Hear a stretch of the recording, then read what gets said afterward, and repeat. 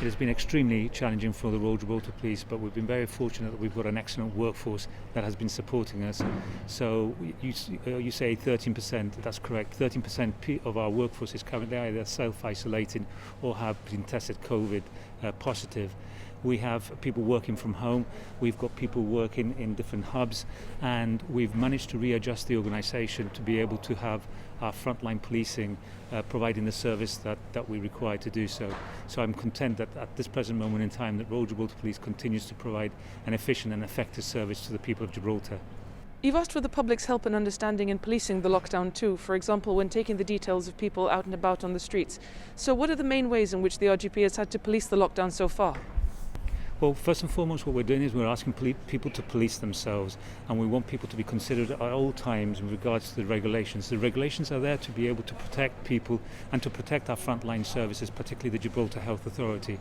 So what we're asking people not to do is abuse the regulations, because the regulations have been provided in such a way to allow people to do certain things, and this is where we don't want people to be abusing the regulations. So if you're going to be exercise from point A to point B, and that's it. But don't take advantage of the regulations to go for a walk and spend hours and hours outside. There's also been new legislation published prohibiting the non-essential use of cars and closing parks. What's made this necessary?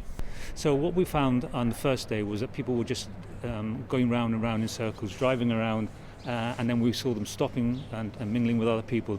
And this is what the regulations are there for. It is to stop the social activity between people. So what we've asked government, and they've come and produced new regulations, is to provide people with the only use to use vehicles is to go from point A to point B. So if you need to go shopping, if you need to go to see a doctor, all those essentials, that's fine. But it's not fine to be going around in circles. What's been the public's response so far? We're very, very fortunate that the people continue to engage with our officers, and this is what we are asking from them, to engage with us. We will explain to them what the current regulations are, because this is all new to people, so they need to understand them. So we will explain it to them.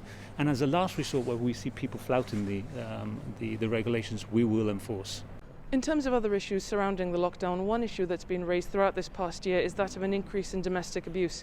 Has this been noticed again this time around? And how has the RGP adapted its approach to tackling this issue, especially given the course on tackling domestic abuse undertaken recently?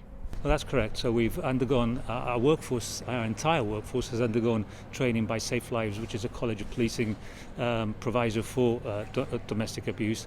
And what we've adopted is a better systems, better reaction to calls of domestic violence. I am pleased to say that we haven't noticed a spike in domestic violence, but what we are asking the people of Gibraltar is to be conscious of the fact that people are in lockdown and spending more time in a domestic scenario, which could cause domestic violence and domestic abuse. So we're asking people to work with us and to inform us of any worries that they may have of their neighbours.